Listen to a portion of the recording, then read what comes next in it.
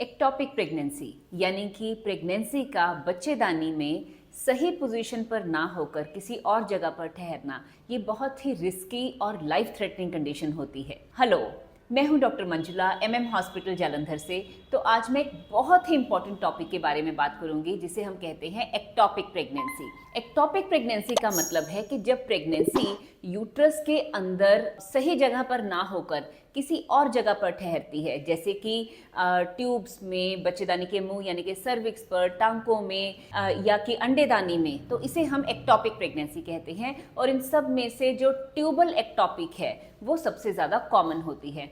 अब आगे बढ़ने से पहले हम ये समझेंगे कि एक्टोपिक प्रेगनेंसी ठहरती कैसे है। इसके लिए मैं करूंगी एक मॉडल का इस्तेमाल। तो जैसे कि आप सबको मालूम है कि अराउंड 14th डे पर ओवरी में से जो एग है वो रिलीज होता है और वो यहाँ से ट्यूब्स में आता है। इस समय पर अगर मेल और फीमेल का सेक्सुअल इंटरकोर्स होता है तो जो स्पर्म है वो यूट्रस में से होता हुआ यहाँ ट्यूब्स में पहुंचता है और यहाँ पर स्पर्म और एग फ्यूज करते हैं। उसके बाद जो फर्टिलाइज्ड एग बनता है वो ट्यूब से होता हुआ यहाँ पर यूट्रस के अंदर एंटर करता है और ये जो यूट्रस के अंदर झिल्ली होती है जिसे हम एंडोमेट्रियम कहते हैं, इसमें इम्प्लांट हो जाता है। और आमतौर पर जो इम्प्लांटेशन है वो यूट्रस के ऊपर के भाग में होती है। अब जो फर्टिलाइज्ड एग है वो ट्यूब्स में से यूट्रस में कैसे पहुंचता है, इसके लिए दो चीज़ें काम करती हैं। एक तो जो ट्यूब्स हैं उसकी मस्कुलर कॉन्ट्रैक्शंस होती हैं जिन्हें हम पेरिस्टाल्टिक मूवमेंट्स बोलते हैं, वो पुश करती हैं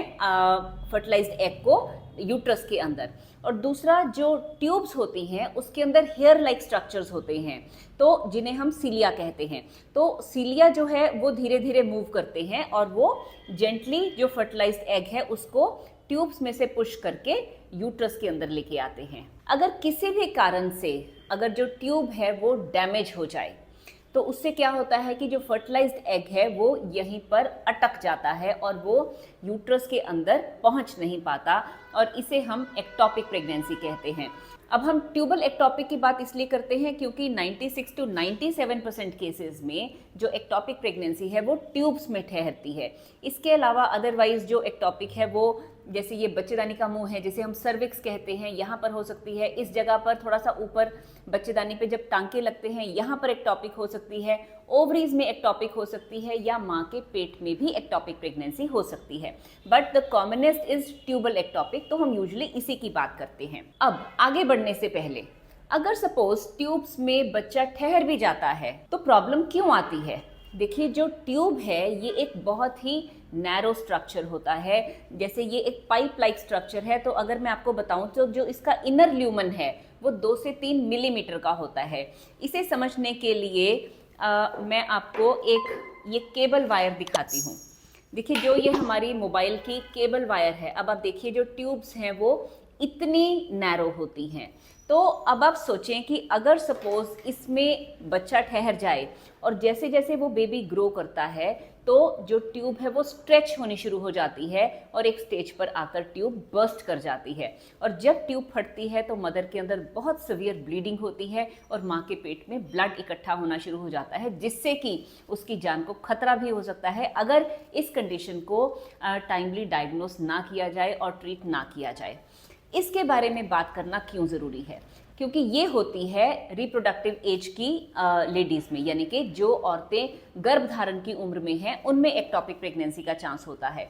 इसलिए हर यंग गर्ल को जो कि रिप्रोडक्टिव एज में है उसे एक्टोपिक प्रेगनेंसी की जानकारी होना बहुत ज़रूरी है ताकि हम इसे समय पर डायग्नोस करके ट्रीट कर पाएँ। तो यूजुअली लेडीज़ के माइंड में क्या क्वेश्चंस आते हैं कि एक्टोपिक प्रेगनेंसी क्यों हो सकती है, इसके क्या सिम्टम्स हैं जिसके बारे में हमें जागरूक होना चाहिए, इसे कैसे डायग्नोस किया जाता है, क्या इसका ट्रीटमेंट है, अगर एक बार एक्टोपिक हो जाए तो क्या दोबारा भी एक्टोपिक हो सकती है, एक्टोपिक होने के बाद क्या अगली बार मैं गर्भ धारण कर सकती हूँ, मेरा क्या सिजेरियन ही होगा। ऐसे बहुत से सवाल हैं जिनका जवाब देना बहुत ज़रूरी है। तो हम शुरू करते हैं सबसे पहले तो कि क्या कारण है कि कुछ महिलाओं में एक्टोपिक प्रेगनेंसी का रिस्क ज़्यादा होता है।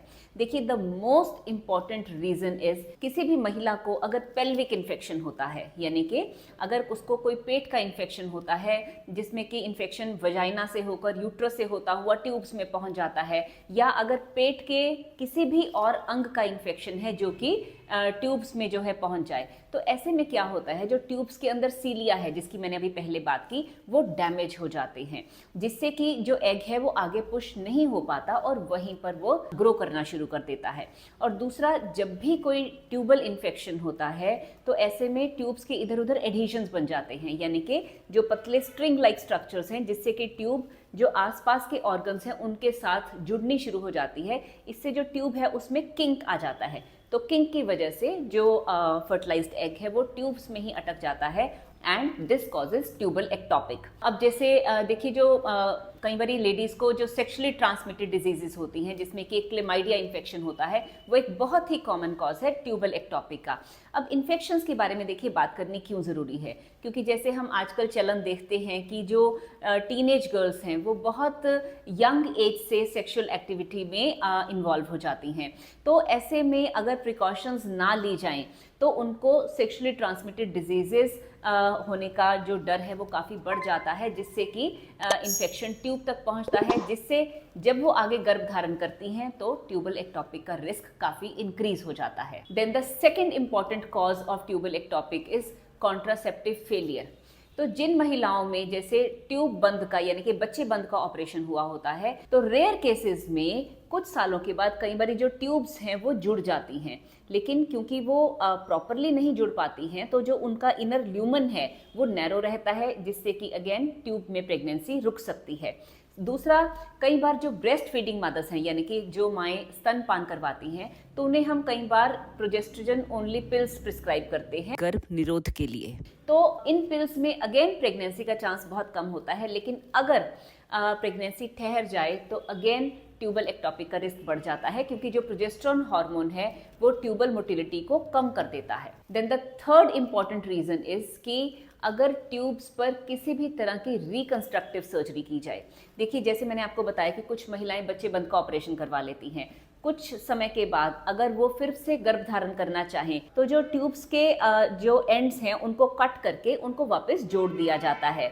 लेकिन कई बार जो इनर ल्यूमन है वो इतने प्रॉपरली वो खुल नहीं पाता, वहाँ पर फाइब्रोसिस है, एडहेशंस है, उसकी वजह से अगेन जो इनर ल्यूमन है वो नैरो हो जाता है। तो ट्यूबल रिकंस्ट्रक्टिव सर्जरी के बाद जो प्रेगनेंसीज ठहरती हैं उसमें ट्यूबल एक्टोपिक का रिस्क बढ़ जाता है। Then the fourth important reason is IVF। जैसे कि आजकल जो टेस्ट ट्यूब बेबीज हैं वो बहुत कॉमन है, तो IVF प्रेगनेंसीज में भी ट्यूबल एक्टोपिक का रिस्क नेचुरल प्रेगनेंसी से कहीं ज़्यादा होता है।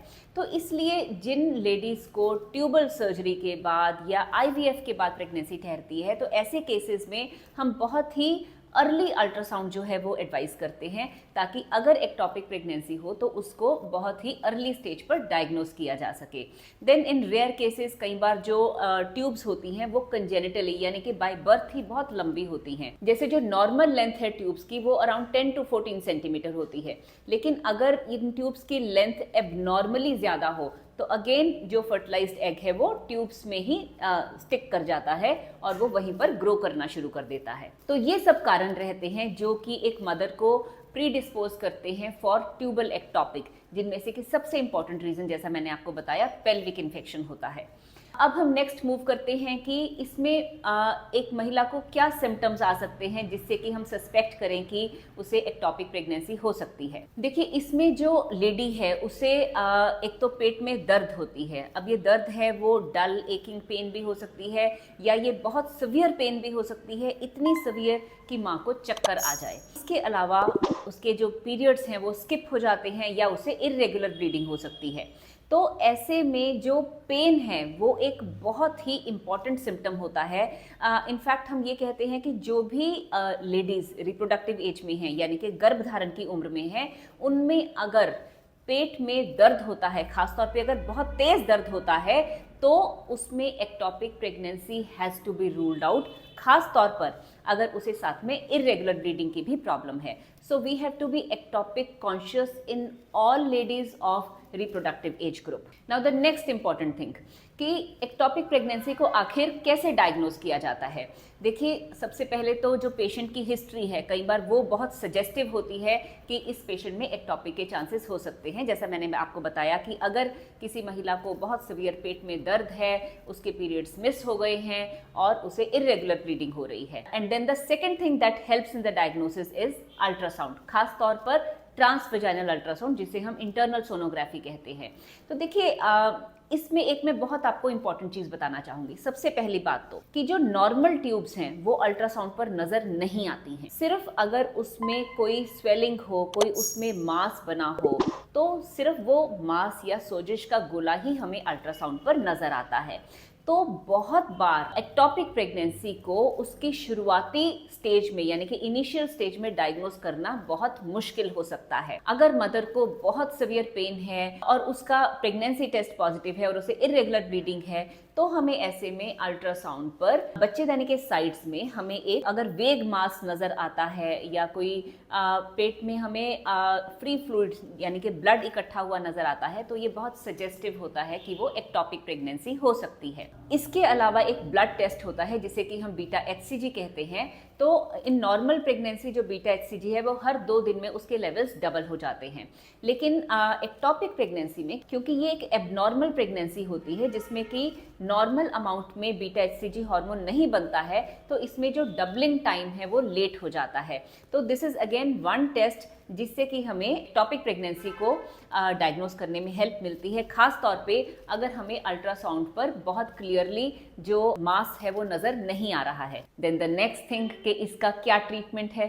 देखिए, जो एक्टोपिक प्रेगनेंसी है उसका सर्जिकल और मेडिकल ट्रीटमेंट दोनों तरह से इसे ट्रीट किया जा सकता है। जहाँ तक कि मेडिकल ट्रीटमेंट का सवाल है, तो ये इसके लिए बहुत ही हमारे स्ट्रिक्ट जो इंक्लूजन क्राइटेरियाज होते हैं, जैसे कि अगर एक्टोपिक प्रेगनेंसी अभी फटी नहीं है यानी कि अनरप्चर्ड है, अगर जो अल्ट्रासाउंड पर जो गोला है, जो मास है, उसका साइज छोटा है, एचसीजी हार्मोन्स के जो लेवल्स हैं वो कम हैं, तो ऐसे केसेस में हम एक इंजेक्शन आता है जिसे हम मीथोट्रेक्सेट कहते हैं, वो हम पेशेंट को दे सकते हैं। लेकिन सबसे इंपॉर्टेंट जो बात समझने वाली है वो ये है कि मेडिकल ट्रीटमेंट के बाद बहुत ही स्ट्रिक्ट फॉलोअप इम्पॉर्टेंट होता है, क्योंकि इंजेक्शन देने के बावजूद भी जो एक्टोपिक प्रेगनेंसी है वो ग्रो कर सकती है और वो किसी स्टेज पर फट भी सकती है। तो इसलिए पेशेंट की proper monitoring through HCG levels and ultrasound is very very important. और दूसरी बात इसमें ध्यान रखने वाली ये है कि देखिए, जो डिफेक्टिव ट्यूब है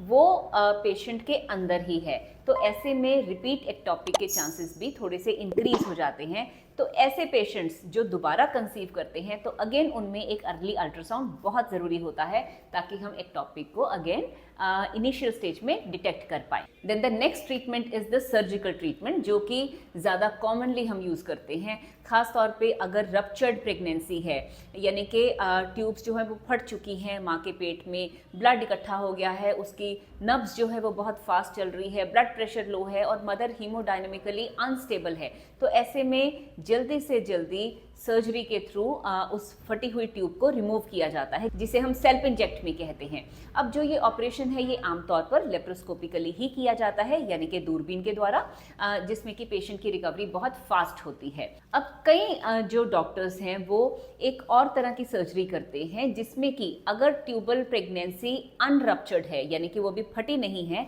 तो उसके ऊपर एक छोटा सा कट लगा के जो अंदर से सारा प्रेगनेंसी का टिश्यू है वो रिमूव कर दिया जाता है और उस कट को ऐसे ही ओपन छोड़ दिया जाता है और वो बाद में खुद से जुड़ जाता है।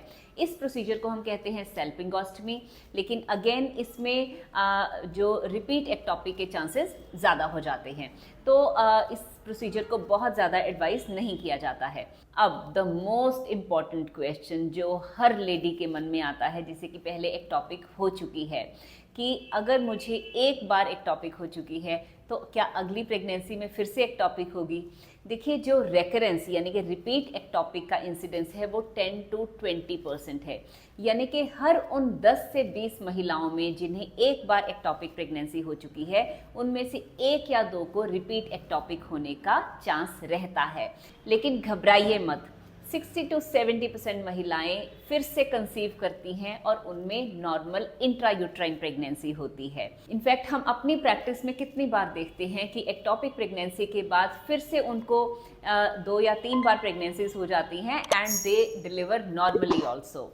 लेकिन जो सबसे इम्पॉर्टेंट जो प्रिकॉशन है वो ये लेनी है कि अगर एक बार एक्टोपिक प्रेगनेंसी हो चुकी है और नेक्स्ट टाइम अगर आप अपने पीरियड्स मिस करते हैं, then you have to immediately go to your doctor and get your blood test and ultrasound done, ताकि ये इंश्योर किया जा सके कि इस बार प्रेगनेंसी ठीक ठाक यूट्रस के अंदर ही ग्रो कर रही है। So this is all about ectopic pregnancy from my side. So I would just sum up ectopic pregnancy in a few lines. कि एक्टोपिक प्रेगनेंसी का सबसे इंपॉर्टेंट कारण होता है पेल्विक इन्फेक्शंस, इसके अलावा आईवीएफ, ट्यूबल सर्जरीज इसके और कॉजेज हो सकते हैं। इसमें सबसे इंपॉर्टेंट सिम्टम होता है पेन एब्डोमेन। तो किसी भी रिप्रोडक्टिव एज की लेडी को अगर पेन एब्डोमेन है, साथ में कोई मेंस्ट्रुअल इरेगुलरिटी है, ectopic pregnancy has to be ruled out. इसका बेस्ट डायग्नोस्टिक मेथड है अल्ट्रासाउंड, खासतौर पर internal sonography. But remember, initial stages में एक्टोपिक प्रेगनेंसी को डिटेक्ट करना कई बार मुश्किल हो सकता है और इसका ट्रीटमेंट है लेप्रोस्कोपी। एंड एक्टोपिक प्रेगनेंसी होने के बाद भी आप कंसीव कर सकते हैं और नॉर्मली डिलीवर कर सकते हैं। तो अगर आपके एक्टोपिक प्रेगनेंसी के बारे में कोई भी डाउट्स हैं तो do write in the comment section, I would love to answer the questions. और अगर आपको ये वीडियो अच्छा लगा हो तो इसे आप ज़रूर ज़्यादा से ज़्यादा शेयर करें। And if you like my videos, do subscribe to my YouTube channel. Thank you.